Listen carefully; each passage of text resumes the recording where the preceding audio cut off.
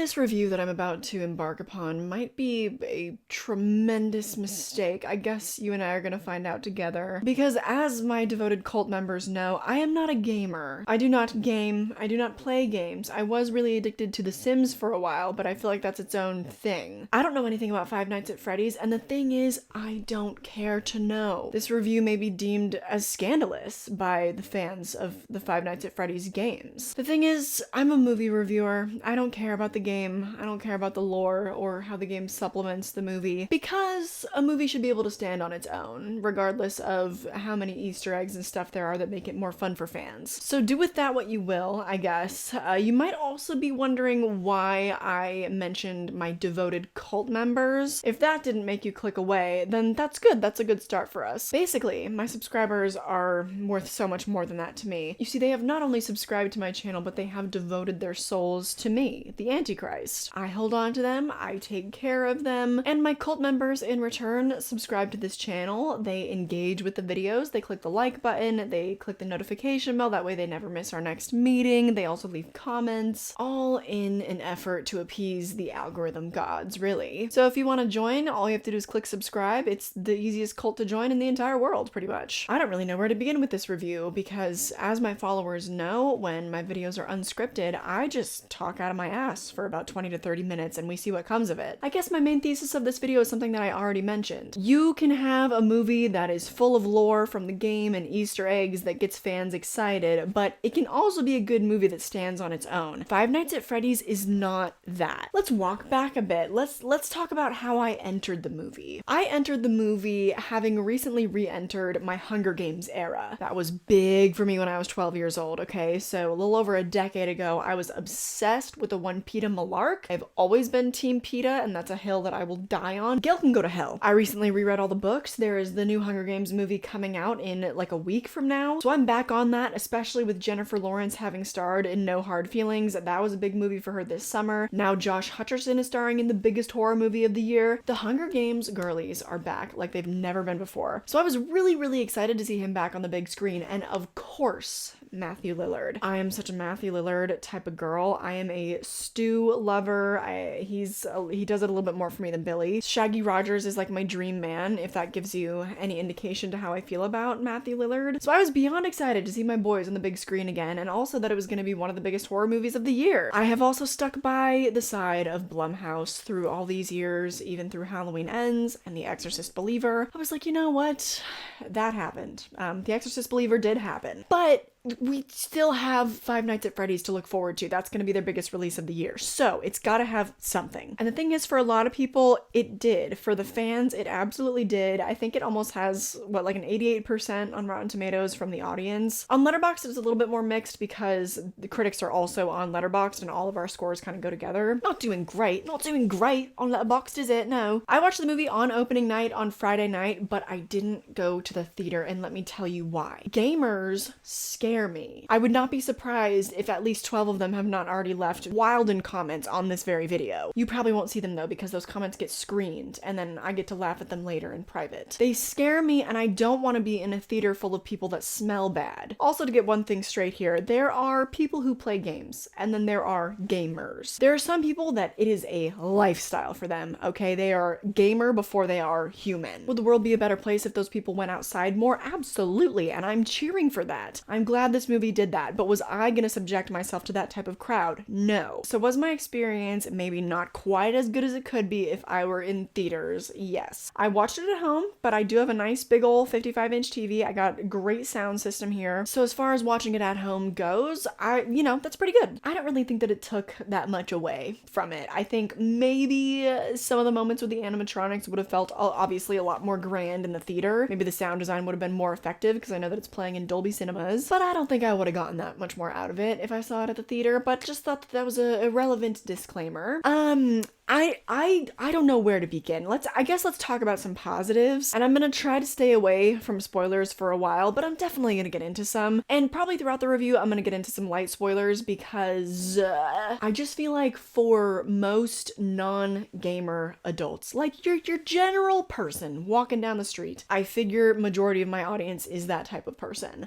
You're not gonna like the movie. I don't think it's worth it for you to go see it, frankly. I always champion going and seeing movies for yourself to form your own opinion, but there are some movies that I recommend not spending your money on, and that is completely different. It is expensive to go out to the theater, and also you're subjecting yourself to certain kind of crowds, especially with this one. And for your average Joe out there, I don't recommend this movie, so I am going to be getting into just like very, very light spoilers until I get into a spoiler section. Just wanted you to have fair warning. But positives, let's talk about Josh Hutcherson. Daddy Hutcherson. 5'5" Hutcherson. I never knew that he was that short. I don't know how they did it in Hunger Games if he like had lifted boots. I never knew he was that short. I always thought that he and Jennifer Lawrence were around like the same size. I thought that he was like 5'10". I would tower over that man. I can't believe he's like the same height as Daniel Radcliffe. He was great. I mean, he and Matthew Lillard especially elevated this movie far more than anything else did. Far higher than it had any right to be elevated. You know what I mean? And Matthew Lillard, we gotta, we'll really talk about him more in the spoiler section, but he was hilarious. Josh Hutcherson did so well, and it just reminded me that since Hunger Games, I've wanted better for him. Maybe he's not on exactly the same skill level as, a Paul Mescal, a Jacob Elordi, but I think the girls should give him a chance. Thank goodness Emma Tammy did in this one because it reminded us, I don't know, maybe he's just been kind of like on vacation this past decade. He's like, I did Hunger Games, I got my bag, let me just relax. That's great, but if it's because he wasn't getting cast and stuff all these years, then,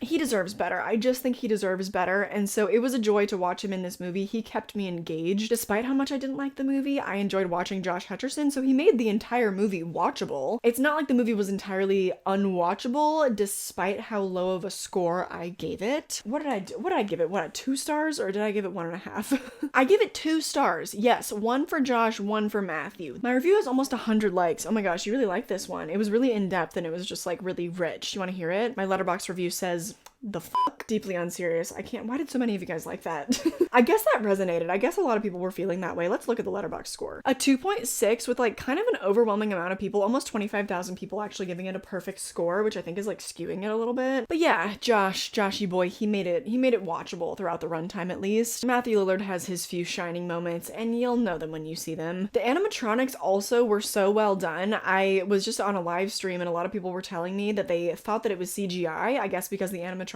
were so good. My guess with that is that it was probably, mostly animatronics, and then they mixed in a little bit of VFX just to like kind of clean it up. That's very common, and in my opinion, the best way to go about doing effects, because I love practical, I love it, but I do think occasionally it should be supplemented just a little bit with VFX, just sharpen it up, clean it up. Those looked fantastic. I mean, they were great, and I'm not basing this off of having played the game and their accuracy or anything like that. Remember, please, I don't care about that. They just, in general, I thought looked really good, and they were gigantic, or so I thought, because I didn't realize how short Josh Hutcherson was. I thought the man was almost 6 feet tall, so I was like, damn, those animatronics are huge. But I think they'd really only be like maybe a head taller than me. Maybe that was why they cast Josh. That makes a lot more sense, actually. But the animatronics looked really good. They have one really good sequence, and truly just one really good sequence, because I knew nothing about the movie going in, and this, it was the wrong expectation, but I thought that it was going to be more of a slasher. I knew that it was going to be PG-13, but you can have a PG-13 slasher. There was one scene of the animatronics like fucking up a bunch of people, and I was living for that. That was probably my favorite scene in the entire movie, because it was the most action that we got. It was the most clever scene. It was the most fun. It was the most campy, and like definitely purposefully campy. People are calling the movie as a whole campy, and they love how campy it is, and I did not read that. The movie to me felt very self-serious for most of the runtime, especially because of how heavy this B plot was. And light spoiler, I don't know if it's in the trailer, but there's a huge B-plot about how Josh Hutcherson's character lost his brother when he was really young. His brother got kidnapped. So they spend so much of the movie on this, it's this seemingly almost irrelevant subplot, and they do so much of that seemingly to like explore his character and build on that kind of drama with him. It sets up his arc, and it's the whole focus of his arc, which is really unfortunate because I want to live in the present moment. I want to see these animatronics just messing people up. I want to see his character develop in real time, like in the real world, and not in these dreams. Like I don't want that. Yes, it all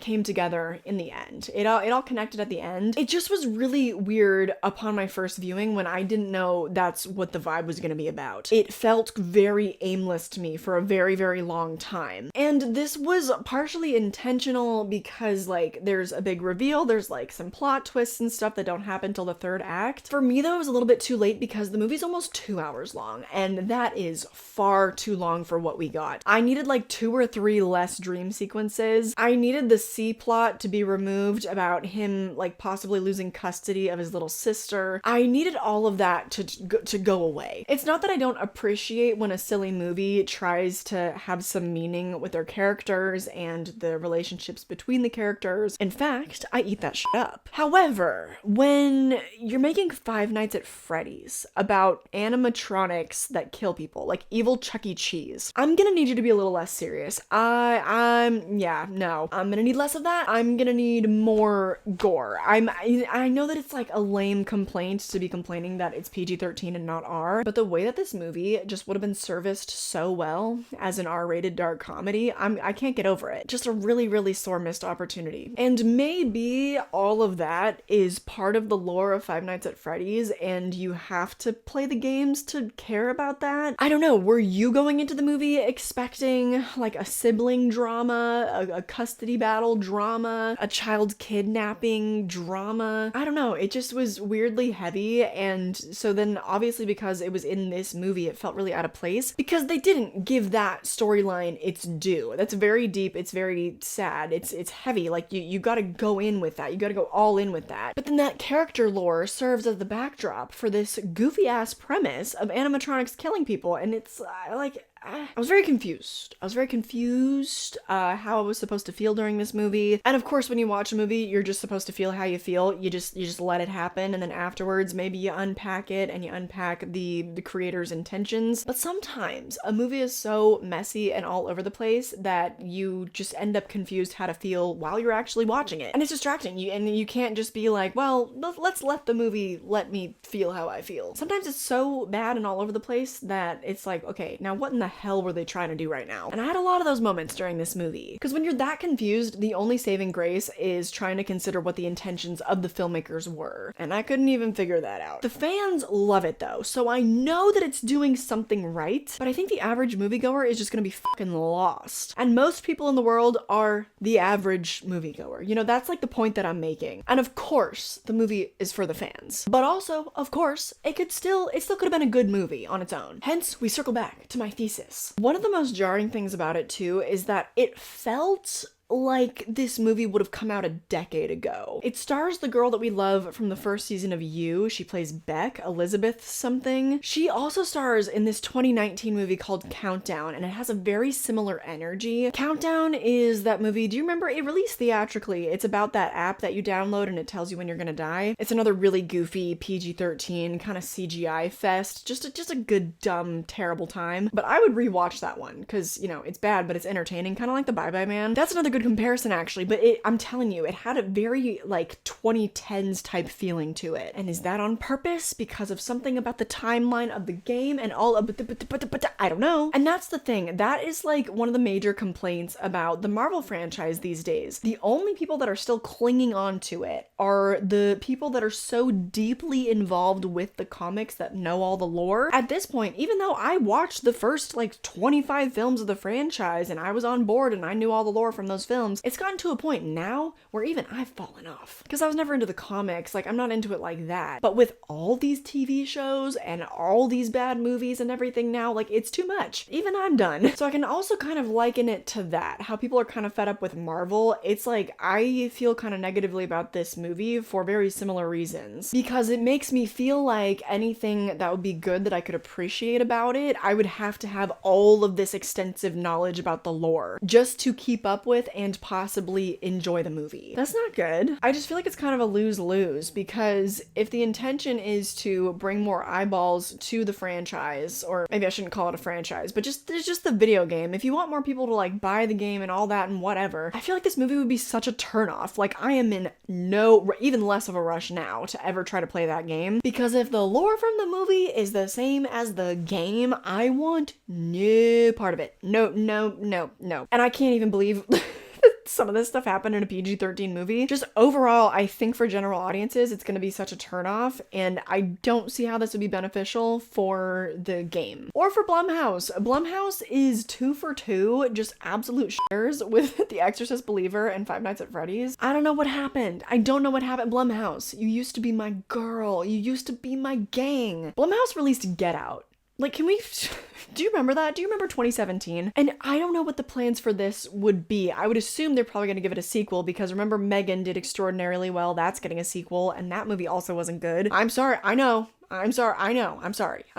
Megan was a lot better than The Exorcist Believer. It was quite a bit better than Five Nights at Freddy's though, so I'll give you that. But it was a Child's Play remake ripoff, okay? Let's not deny that. Anyways, low Rotten Tomatoes scores and low audience reception never seems to deter Blumhouse. So I firmly believe this will probably be getting a sequel, although I don't think I'll be seated. And I'll tell you why. That'll be in the spoiler section. I guess I'm just gonna leave you with my final recommendations here. Obviously, I don't recommend going out to the theater to see this. I'd recommend popping it on at home and see how you feel about it. You know, you can always turn it off if you don't like it. I probably personally would have if this was not my job. So maybe save your money to see Thanksgiving that's coming out in like another week and a half. That one's probably not going to be that good either, but it should be fun if nothing else. The exception to this recommendation is obviously fans of the game, which I don't even need to tell them to go see the movie. They've probably already bought like their 4th ticket to go see it in the cinema. So you know who you are. I think it's like pretty apparent whether or not you would like this movie just based on your own tastes. If you're really big on Josh Hutcherson, maybe just go support the boy. If you're really big on Matthew Lillard, he does not have enough screen time to justify you seeing it just for him. He was the reason for the season for me, like I told you, but not enough screen time. Does he absolutely command the entire movie in the limited screen time that he has? Yeah, of course he does. He's Matthew Lillard. But,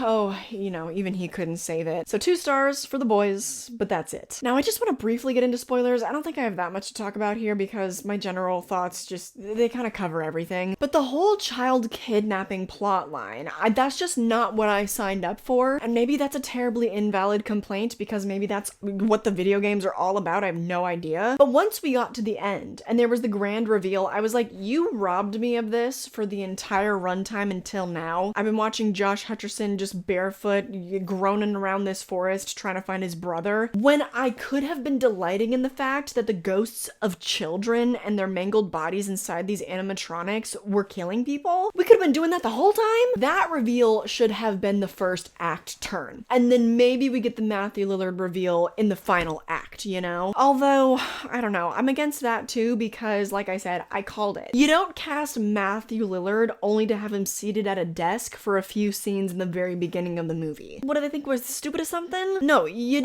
cast Matthew Lillard for him to do his thing, okay? And in this case, it almost felt like he was reprising the role of Stu. That made my Grinch heart so happy. But oh man, was that too little too late. I think the only thing that I didn't see coming was the fact that he was the police officer's dad. I can't remember if I put that together. I just knew that he was like the big bad behind everything. Wait, did I call that? No, was that part of the thing? Had she mentioned that her dad was the one that kidnapped the kids? I don't remember. Maybe I did put it together. Look, I don't know. I just knew that Matthew Lillard was the bad guy. Okay, that was all I knew. Because literally as soon he has a line of dialogue when Josh is in his office and he's like, you know, why don't they just tear the place down? Why don't they sell it? And Matthew is like, I don't know, I guess the owner is just sentimental. And I'm like, Why did you say it like that?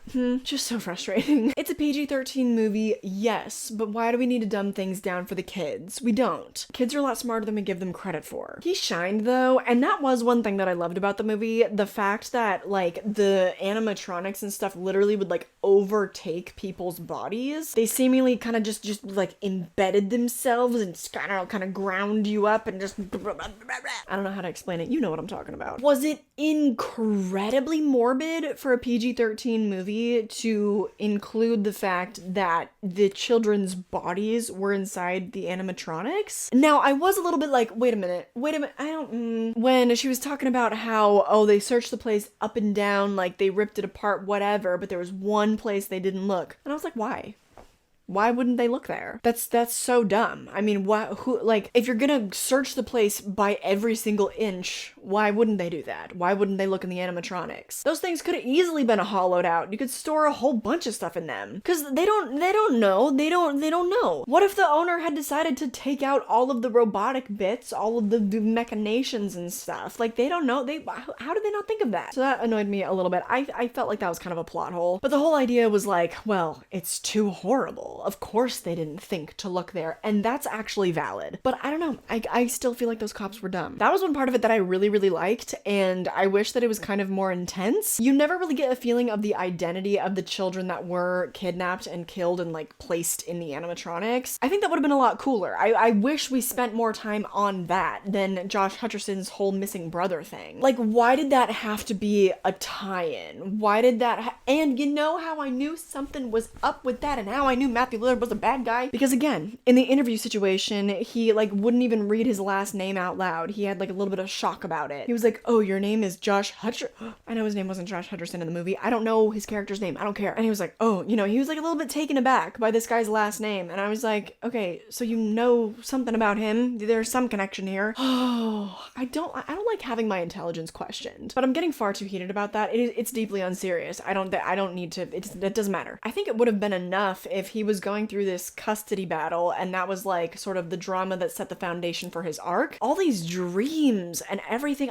every time that happened, I felt like the plot came to a screeching halt. I was like, ugh, here we go again. Was it interesting in the very beginning of the film to find out why he was doing this and why he put a poster of Nebraska on his ceiling and why he fell asleep to bird calls? Yeah, I was like, okay, this guy's a weirdo. So yeah, it was gratifying figuring out why he was doing that, but how it all ultimately tied together, it just wasn't strong enough for it to justify that taking up so much of the runtime. When we could have just been having fun at watching animatronics killing people. I'm heated about it because it just had a lot of potential, you know? Otherwise, I wouldn't really be that invested in it. Wouldn't be that invested in these critiques. Because the whole connection of, oh my god, this was the man who kidnapped my brother? It's a little silly. It was a little silly. The whole thing was pretty silly, actually, which, you know, camp, but also not campy enough and too serious at times. I don't get it. It was a very confusing movie for me, and that is the end of Speech. That's the end of Speech. This is going to be one of my shorter reviews for sure. They're usually a little bit longer, but I felt that I could get through all my complaints about this pretty succinctly. It's a long movie with few problems, and those few problems take up majority of the runtime. So, you know, there you have it. Now that I've said my piece, go ahead and say yours. You know, leave a comment down below. Let me know your questions, comments, concerns. Some of my favorite comments come from these people. Okay, they're my patrons. As you already saw, we got to give a big shout out to them. They leave the best comments. They're the most insightful, you know, and they also join the Patreon to watch all my bonus content. There's 4 to 6 bonus videos over there every single month, and we just have really good conversation over there. I do a lot of solo reviews over there of movies that I don't give reviews on my main channel, and other special stuff. I also talk about updates for whatever short film that I'm currently working on, because they are investors in my short films as well. So I always let them know, you know, what new equipment am I buying? What are things looking like in pre-production? Who's been cast so far? What's our shooting location? They just get the inside scoop on basically everything. If that's not for you, all the rest of my social media is listed down below, including my vlog channel, which has made an uproarious comeback. It's finally back. I took like over a year off from that channel because I just was overwhelmed with this channel and didn't have time. Now that things are a little bit more stable over here, I'm afforded the time to make more vlog content, so check it out. A lot of fun stuff over there. It's also where I'm going to be talking about physical media from now on. Also, my horror Instagram is where you can stay up to date with everything that I'm doing, just whatever I'm up to. But more than anything, I just hope that you enjoyed this video and that I catch you in the next one. Bye!